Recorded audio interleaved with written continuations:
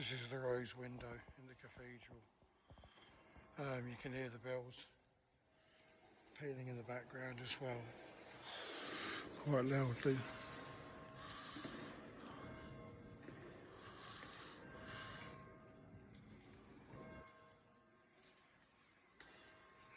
So I'm going to keep on looking down at the cathedral.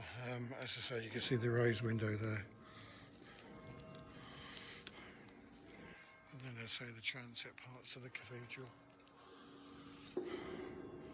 Won't be too long before they close for the day. That's a beautiful old cathedral. And the choir screens there as well.